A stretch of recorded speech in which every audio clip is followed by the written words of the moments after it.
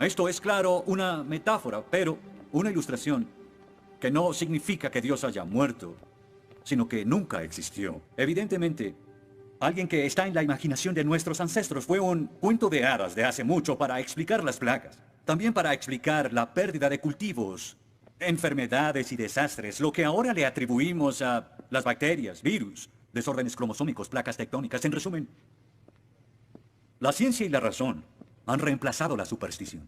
Y somos el resultado de todo eso. Y con su permiso, me gustaría evitar este debate sin sentido y saltar directo a la conclusión que todo estudiante debe saber. No hay Dios. Lo único que necesito de ustedes es que escriban en el papel que les acabo de dar 3 simples palabras. Dios está muerto. Y debajo su firma. Cuando lleguemos a un consenso unánime, que espero que lo tengamos, me ahorraré el tedioso deber de pasar por antiguos y banales argumentos y ustedes pasarán a la sección del curso en la que los estudiantes siempre reciben las notas más bajas del semestre. Y cuando terminen, por favor pasen los papeles a la derecha.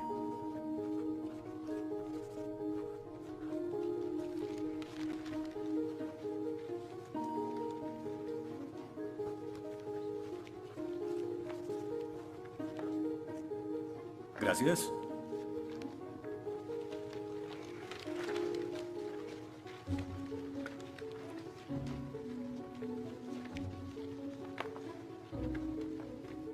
Gracias.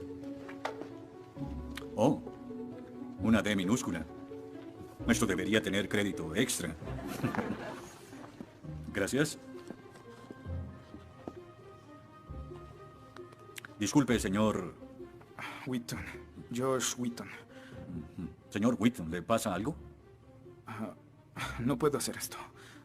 No puedo hacer lo que pide, soy cristiano. No, no se preocupe, aún puede regresar a su dormitorio, arrodillarse y llorar al lado de su cama si quiere. Lo que haga con su vida es su problema, pero lo que haga aquí en la clase es el mío. Yo no puedo.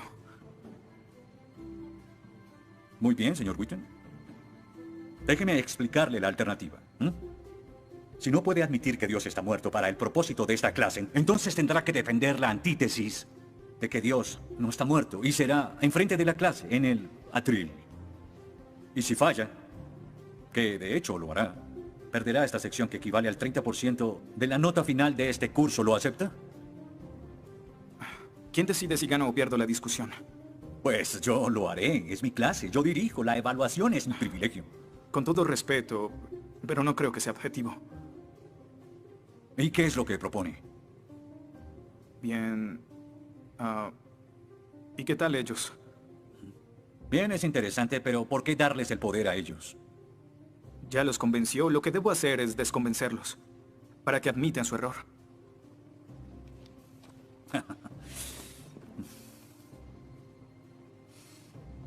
Bien.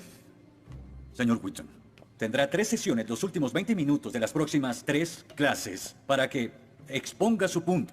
Le prometo que haré las menores interrupciones posibles. Puede pedir lo que quiera en la clase, pero no le daré más tiempo. Claro, será responsable con las otras tareas de la clase, pero puede cambiar de opinión y traer la hoja firmada. La próxima clase y seguiremos como si nada hubiera pasado. Y con eso, como lo había dicho antes, le daré la palabra al señor Wheaton, quien presentará su caso a favor de un dictador supremo celestial, también conocido como Dios. Señor Wheaton, ¿está listo? El atrio es suyo.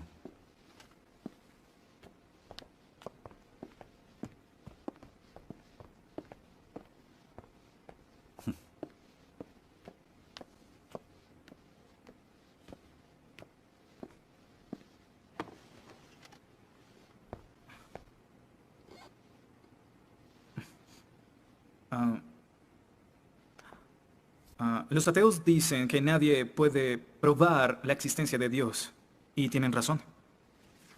Pero yo digo que nadie puede refutar que Dios existe.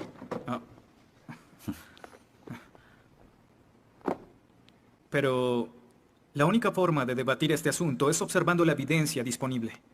Y es lo que vamos a hacer. Pondremos a Dios en un juicio, con el profesor Radisson como fiscal y yo como el abogado defensor, y ustedes como el jurado. La mayoría de cosmólogos están de acuerdo con que el universo empezó hace 13.7 billones de años en un evento conocido como la Gran Explosión. Ahora, analicemos la descripción del físico ganador del premio Nobel Steven Weinberg de cómo habría sido la Gran Explosión y, ya que él es ateo, podemos estar seguros de que no hay ninguna inclinación religiosa en su descripción. Al principio, hubo una explosión y en 3 minutos, 98% de la materia que hay o habrá se produjo. El universo apareció. Por 2500 años, la mayoría de científicos estuvieron de acuerdo con Aristóteles, con la idea de que el universo siempre ha existido sin inicio o final. Pero la Biblia no está de acuerdo. En 1920, el astrónomo belga Georges Lemaitre, teísta, que de hecho... ¿Qué es un teísta? Un teísta es alguien que cree en la existencia de Dios. Dijo que todo el universo saltó a la existencia en un billonésimo de segundo. De la nada, en un inimaginable destello de luz. Así es como esperaría que el universo respondiera si Dios hubiera dado la instrucción en Génesis 1:3 que exista la luz. En otras palabras, el origen del universo apareció como se esperaría después de leer Génesis y por 2500 años. La Biblia tiene razón y la ciencia está equivocada. Todo apunta a un Dios que lo creó, verán. En el mundo real no se ven cosas que se salgan de la nada, pero los ateos quieren hacer una excepción en esta regla. Específicamente en el universo y... Pero en su libro El espejismo de Dios, Richard Dawkins dice que si me dices que Dios creó el universo, entonces tengo el derecho a preguntar quién creó a Dios. La pregunta de Dawkins solo tiene sentido en términos de un Dios que ha sido creado. No tiene sentido en términos de un Dios no creado. ¿Qué es la clase de Dios en el que creen? Incluso dejando a Dios fuera de la ecuación, tengo el derecho de devolverle la pregunta al señor Dawkins y decir, si el universo te creó, ¿quién creó el universo? Ven, tanto teístas como ateos están agobiados por contestar la misma pregunta de cómo iniciaron las cosas. Lo que espero que entiendan de esto es que no hay que cometer suicidio intelectual para creer en un creador tras la creación, y en la medida que descarten a Dios, se verán obligados a encontrar una increíble explicación de cómo las cosas iniciaron. Me imagino que estás satisfecho con tu presentación. Veo que astutamente evadiste el hecho de que Stephen Hawking, el científico más famoso del mundo y no es teísta, recientemente estuvo a favor de un universo autodiseñado. No lo evadí, Simplemente no lo sabías. Bien, veamos lo que el profesor Hawking, profesor lucasiano de física de Cambridge, quien ahora ocupa la silla usada por Sir Isaac Newton, tiene que decir sobre el origen del universo. Y cito, ya que hay una ley como la gravedad, el universo puede y se creará de la nada. Creación espontánea es la razón, hay algo en lugar de nada. Por eso es que el universo existe, nosotros existimos. No es necesario invocar a Dios para tener al universo en movimiento. Final de la cita. Nunca ibas a mencionar su comentario, pero su opinión se mantiene. ¿Qué respondes?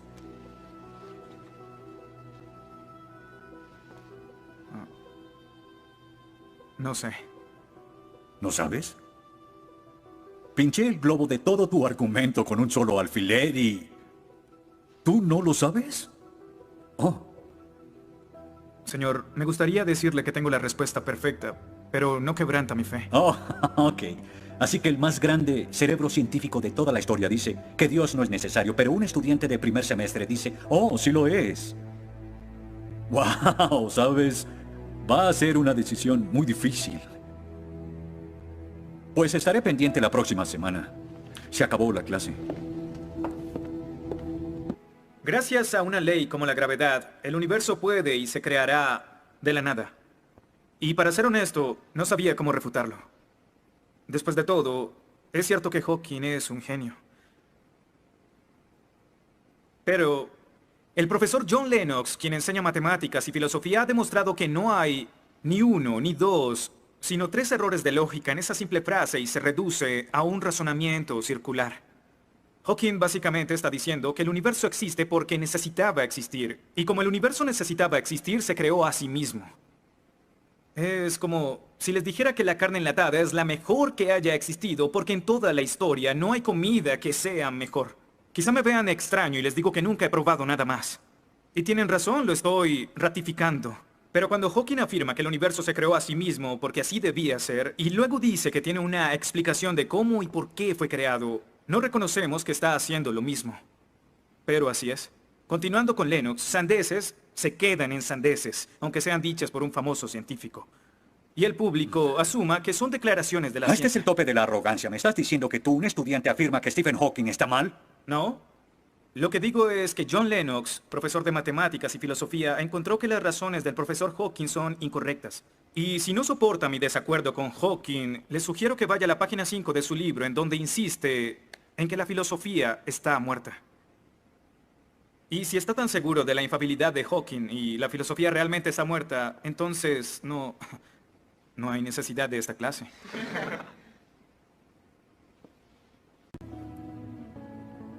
Damas y caballeros del jurado, desde hace 150 años los darwinistas han dicho que Dios es innecesario para explicar la existencia del hombre y que la evolución reemplaza a Dios. Pero la evolución solo nos dice lo que sucede una vez que se tiene vida. Así que, ¿de dónde viene ese algo que tiene vida? Darwin nunca lo dijo, quizás supuso que un rayo cayó en una piscina con los químicos correctos. Lotería, un ser vivo. Pero no es tan simple. Verán, Darwin afirma que el ancestro de todas las cosas vivientes vino de una sola cosa.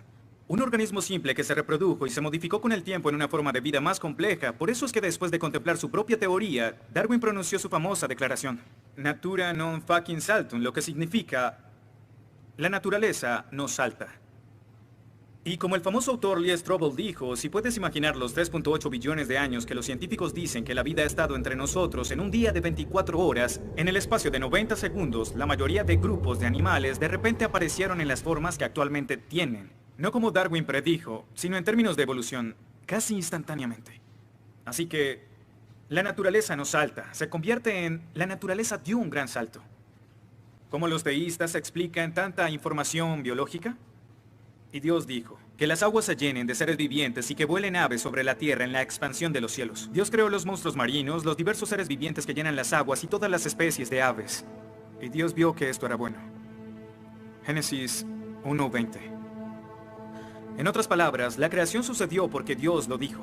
Y lo que parece para nosotros un proceso oscuro sin guía, pudo realmente ser controlado de principio a fin. Se dice que el mal es el arma más potente del ateísmo contra la fe cristiana. Después de todo, la existencia del mal nos lleva a una pregunta. ¿Y si Dios es tan bueno y tan poderoso, por qué permite que el mal exista? La respuesta a esto es muy simple. Libre albedrío. Dios permite que el mal exista por el libre albedrío. Desde el punto de vista cristiano, Dios tolera el mal en este mundo por un tiempo, para que un día todos los que eligieron amarlo estén con Él en el cielo, apartados del mal, pero con el libre albedrío intacto. En otras palabras, la intención de Dios con el mal es destruirlo un día. Oh, qué conveniente. Un día me desharé de todo el mal del mundo, pero hasta ese momento tendrán que lidiar con las guerras, holocaustos, tsunamis, pobreza, hambruna y sida. Que se diviertan. Luego nos enseñará sobre el absolutismo moral. ¿Pero por qué no? El profesor Radisson, quien claramente es ateo, no cree en absolutismo moral, pero en su programa dice que planea hacernos un examen en la última semana. Apuesto a que si consigo una A en el examen haciendo trampa, inmediatamente empezará a sonar como un cristiano, insistiendo que está mal hacerlo. ¿Y qué base tendría él? Si el propósito de mis acciones es lograr el éxito, entonces, ¿por qué no podría hacerlo? Para los cristianos, el punto de la moralidad, lo que constituye lo bueno y lo malo, es una línea directa que nos conduce hacia Dios. Oh, ¿estás diciendo que necesitamos a Dios para ser morales? ¿Que una moral atea no es posible? No, pero sin Dios no hay una razón para ser moral. No habría un estándar para el comportamiento moral. Para los cristianos, mentir, robar, hacer trampa en un examen para lograr una calificación que no merezco está prohibido. Pero si Dios no existiera, según Dostoyevsky, este es el punto. Ahora, si Dios no existe, entonces todo es permitido.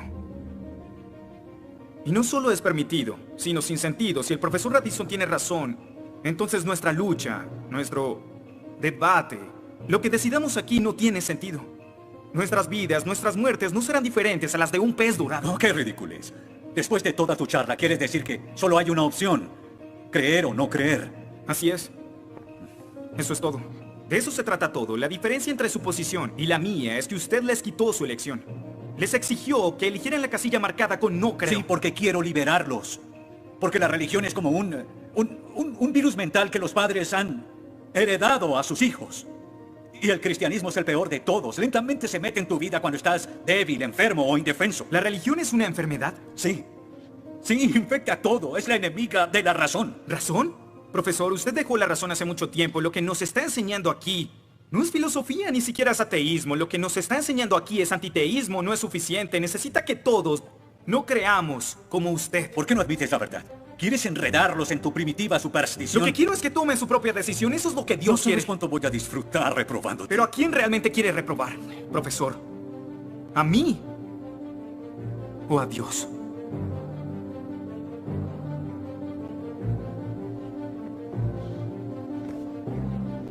¿Odia a Dios? Ni siquiera es una pregunta. Ok. ¿Por qué odia a Dios? Esto es ridículo. ¿Por qué odia a Dios? Responda a la pregunta. ¿Ha visto la ciencia y los argumentos? La ciencia avala su existencia, conoce la verdad. ¿Por qué lo odia? ¿Por qué? Esta es una pregunta simple, profesor. ¿Por qué odia a Dios? Porque Él me quitó todo lo que era importante para mí. Sí, yo odio a Dios. Todo lo que siento por Él es odio.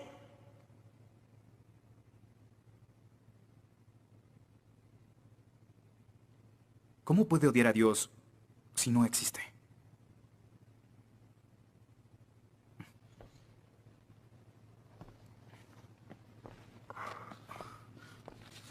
No probaste nada. Quizá no. Ellos deben elegir.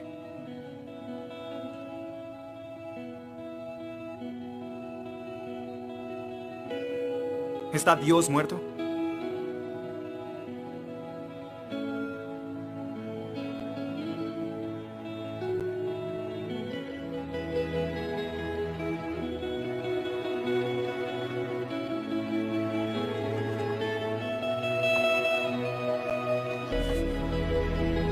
Dios no está muerto.